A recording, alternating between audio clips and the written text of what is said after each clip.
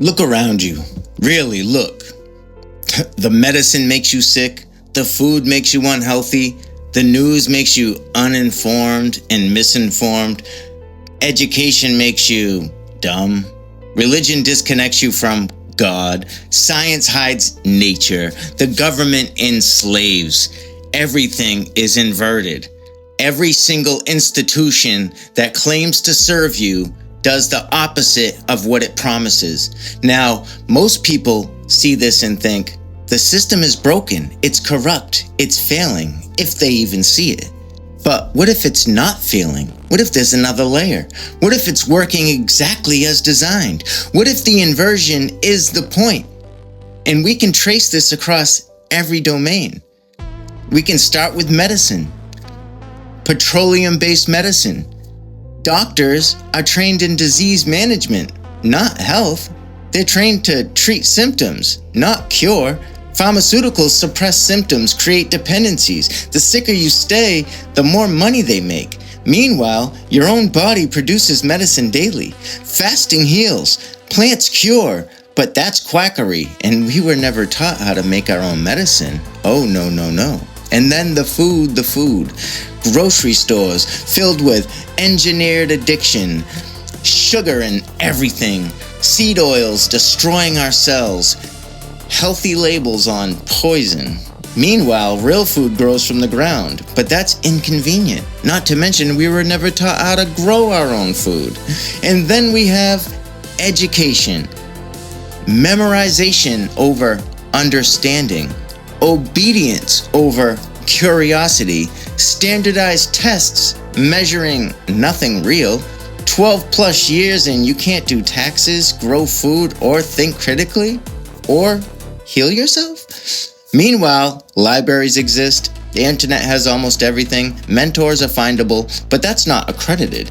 And we weren't taught to teach ourselves, were we? And we have the news, the good old news. We all know about the news. Owned by 6 corporations, reading scripts written by somebody else, telling you what to think, not what actually happened. Meanwhile, primary sources exist. You can verify anything yourself, but that's conspiracy thinking. And what about religion? Buildings with hierarchies between you and God. Rituals replacing relationship. Guilt and control masked as salvation. Meanwhile, the Bible says you are the temple, direct access, no mediator needed. But that's not proper worship, is it? What about the government? Promises protection, delivers control, takes your money, spends it against your interests, creates problems, sells solutions. Meanwhile, you governed yourself fine as a child. Communities self-organize naturally. But that's anarchy, isn't it? Every single domain, inverted. Is it too perfect to be an accident? It might be too perfect to be an accident. That's interesting. But here's what's strange. They never actually force you, do they? Think about it. Do they force you? Did they take your free will? The medicine, they recommended it. They recommend it strongly. Social pressure, yes, but you can refuse. The food, they make it cheap. They make it everywhere, but you can grow your own, can't you? You can fast, can't you? You can make your own medicine, can't you? The education, they make alternatives difficult, but homeschool exists. Self-education exists, but we don't want to do that, do we? The news, they blast it everywhere, but you can turn it off, can't you? The injection, they tried everything. Jobs threatened, travel bans, social shame, but ultimately you could say no, couldn't you? Free will never was actually taken from you. You've always had free will and you always will. Manipulated, yeah. Pressured, absolutely. Made difficult to exercise, for sure. But free will removed? Never. And there's a good reason for that. Because the whole system, all of these systems, they depend on your consent. If they forced you, it wouldn't be a test. A test. If they remove choice, there's nothing to measure. You have to choose the prison. You have to choose to do what you do. You have the free will, or you can choose to walk out. The instructions were never hidden from anyone. Open your Bible. It says, test all things, hold fast to what is good. Thessalonians 5:21. Test all things, not trust the experts, not follow the consensus, not obey the authorities. Test all things. Put not your trust in princes. Psalm 146:3. Princes equals rulers, equals governments, equals institutions, equals principalities. Don't trust them. It doesn't say trust them unless they seem corrupt. It says don't trust them, period. It says we wrestle not against flesh and blood, but against principalities, against powers, against rulers of the darkness of this world. Ephesians 6:12. The fight isn't against people. It's against systems. It's against structures. It's against powers, princes, and principalities, the very institutions claiming to help you. It says, I have given you everything you need for life and godliness. 2 Peter 1:3. Everything you need already provided by God, not by government, not by corporations, not by institutions. The warning label was included. You just have to read it. But people don't just read it. So what did God provide? A lot of things. We can talk about that. He provided your own body. It heals itself when you stop poisoning it. Produces its own medicine. The water of life.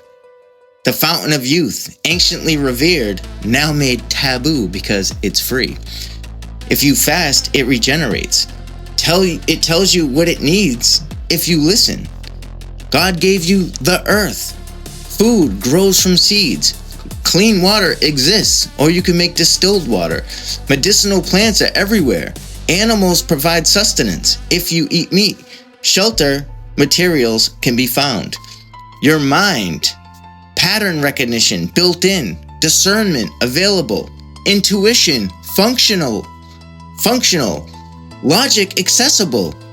And you have ancient knowledge preserved in texts they couldn't destroy, encoded in architecture, hidden in etymology, which we just talked about, embedded in myth and symbol. You just have to read through it and you have to discern the meanings. And he also gave you other people. Community self-organizes, skills distribute naturally, trade emerges organically, and protection happens collectively. You don't need the system. Actually, the system needs you to believe you need it. But everything was already provided. That's what you have to understand. You just have to recognize it. So if free will remains and the instructions were always there and everything needed was provided, why do people stay trapped? I mean, that's the age-old question. That's what must be answered. But I can think of one word: conformity. The prison has no walls, just peer pressure. What will people think? I'll seem crazy. I'll lose my job. I'll lose my friends. My family will reject me. I'll be alone. By the way, you'll have me, which might not be that appealing. But the social cost of truth is the final lock. They engineered it perfectly. I'm living proof, but I'm good with it. I'm happy. But they mock conspiracy theorists. They associate questioning with mental illness. They make truth tellers look crazy in movies. They create social shame around non-compliance. They reward conformity with acceptance. But do I look like a nutcase? But so even when someone sees through the inversion, they often choose the comfortable lie over the costly truth. So in most cases, they just keep it to themselves. A lot of people just message me privately about their, how they agree. Because the prison of conformity feels safer than the freedom of isolation. But here's what they don't tell you. The whole thing is a test. It's a test, the whole thing. It's a brilliant test. It's not a rigged game designed to trap you. Not at all. That's what free will's for. It's a legitimate test of discernment. Think about it. The truth isn't hidden. The truth is available. You just have to dig. Free will is intact. You just have to exercise it. Everything needed is provided. You just have to recognize it. Instructions are explicit. You just have to read them. The test is fair. It's very fair. It might not be comfortable, but it's fair.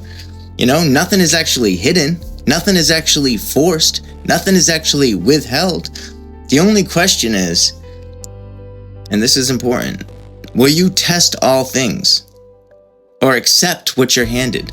Will you trust princes or trust your own discernment? Will you recognize what's provided to you, or will you stay dependent on the system? That's important. Will you choose truth or will you choose comfort? The inversion isn't blocking you. It's testing you. And the test is pass-fail based on one thing. Do you choose to see? Do you? Now, here's the good news. You don't stay alone. The truth isn't choose truth and suffer in isolation forever. The test is choose truth even when conformity seems easier. And those who pass, they'll find each other. I have a small group of friends. We all have discernment. We can all see through the inversions, and we found each other. Some of us have been friends since before, but it wasn't accident. It wasn't randomly. Something drew us together, whether if it was when we were kids or when we were older, and we resonated with things that we said, because discernment recognizes discernment. Truth seekers find truth seekers. The awake can smell each other. They can sense each other. You're not meant to be alone. You're meant to find your people, and when you stop conforming to the sleeping world and you start waking up and using your discernment, using your free will, the awake world will find you, So if you're watching this, which means something in you resonated. Unless you just like to laugh at me, but that's cool too. I'm cool with that, But I'm thinking something already new. Something in you is ready. The inversion surrounds you, and so does the truth. You're hearing it. You understand it. You recognize it. The prison has no walls, just a door you haven't walked through. Everything is provided. You just have to claim it. The test it's right in front of you, right now. So, what do you choose? Test all things? Trust no princes? Recognize what's been provided? Exercise your free will? The inversion isn't your enemy. It's your teacher. That's what you have to remember. It's showing you what's false so you can recognize what's true. The prison has no walls. The only ones you agree to see. Just walk out. The people are waiting for you. Your people. Dusty Truth. Peace, man. I'm starting to stumble on my words, man. I gotta get out of here, man. I'm getting tired. It's my second video today, but I just had to share this message because it's too much, man. The inversion is real. There's inversion everywhere, and I know a lot of people see it, but they don't say anything about it, but I have to speak so you can resonate with it, so you can say, oh, wow, I feel that too. Dusty Truth. Peace out.